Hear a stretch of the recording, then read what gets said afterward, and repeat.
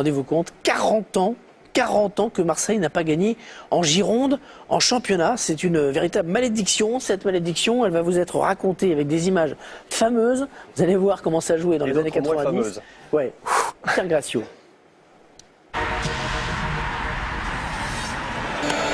C'était il y a une éternité. Une époque où le stade de Bordeaux se nomme le Parc Lescure, où les Girondins et l'OM attendent leur heure de gloire en milieu de tableau. Le match marque alors les esprits pour la blessure de l'attaquant bordelais Daniel Jean Dupeux, tibia fracturé en 6 endroits, carrière brisée.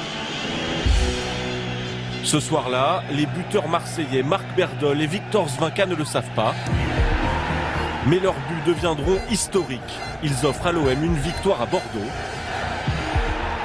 La dernière en championnat depuis 40 ans.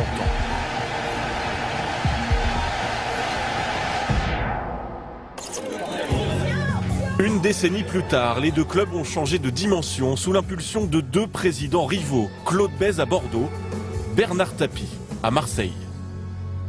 Que pensez-vous de l'Olympique de Marseille? Grande équipe, dommage qu'elle ait un tel président. Que pensez-vous de son président alors? Beaucoup de mal. 1987, Tapie termine sa première année à la tête de l'OM et les joueurs découvrent les dangers du direct sur Canal+. Finalement, Marseille arborde ce match avec peut-être un avantage psychologique. Vous n'avez rien à perdre. Qui a failli tomber? C'est ce qui s'appelle un incident de caméra. Les deux clubs luttent alors au sommet. Girondin depuis toujours, Alain Giresse porte désormais le maillot de l'ennemi marseillais. Son retour à Bordeaux exacerbe les tensions entre les deux clubs. Il devient la cible des Girondins et de Gernot Rohr.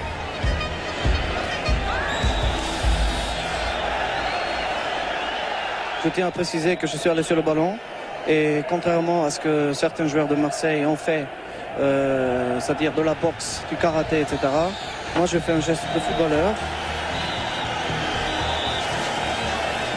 Au terme d'un match heurté, l'OM s'incline 3-0 et finira deuxième du championnat, derrière Bordeaux, champion et vainqueur de la Coupe de France.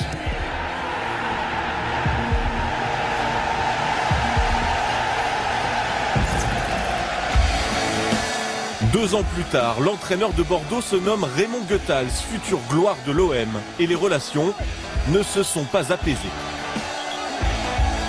Coup de coude de Bell sur Francescoli, doigt d'honneur du gardien Gaëtan Huard pour Jean-Marc Ferreri, qui ne tarde pas à prendre sa revanche. Centre de Jean-Philippe Durand, reprise de Ferreri et but! But de Jean-Marc Ferreri, reprise de volée magnifique! Nouvelle défaite 3-0. L'OM s'apprête à remporter 4 championnats de France de suite et à devenir champion d'Europe.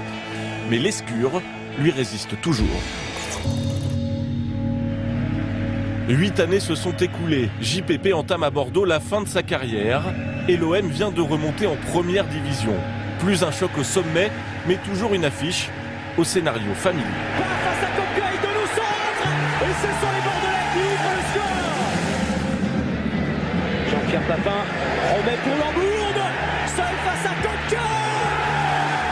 Victoire girondine et coup de sang, ce Bordeaux-Marseille fait honneur à la tradition. Oh, il a envie de venir lui parler, Gravelaine. Il a envie de venir lui parler. Écoute-moi.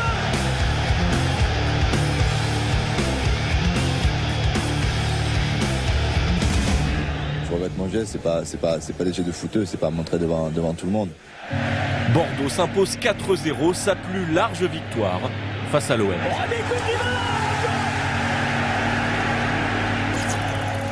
1999, comme un symbole, 3 jours après le décès de Claude Bèze, l'OM est à Bordeaux.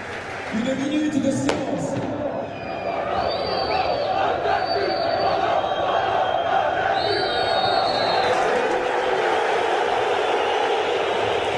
Peut-être motivés par le manque de respect des supporters marseillais, les Girondins sont déchaînés. Oh, il a tenté la papillade et le but de Victor.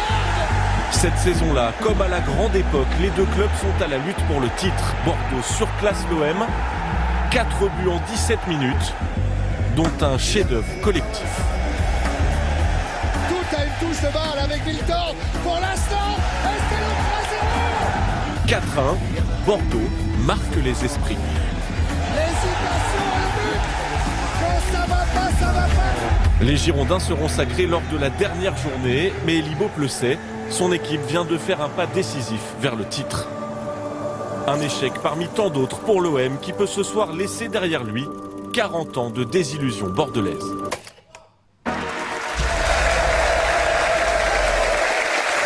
Ah, c'était sympa les années 90, hein. Ça prouve que Thiago est un enfant. C'est un enfant de cœur. Hein. Il aurait pu jouer. Hein, Un enfant de cœur, Thiago Motta, par rapport à ce qu'on vient de voir. Vous saviez que c'était comme ça les années 90 en France? Non, j'imaginais pas. Partout comme ça. Non, non. Partout comme ça, ouais. Non, non, j'imaginais pas.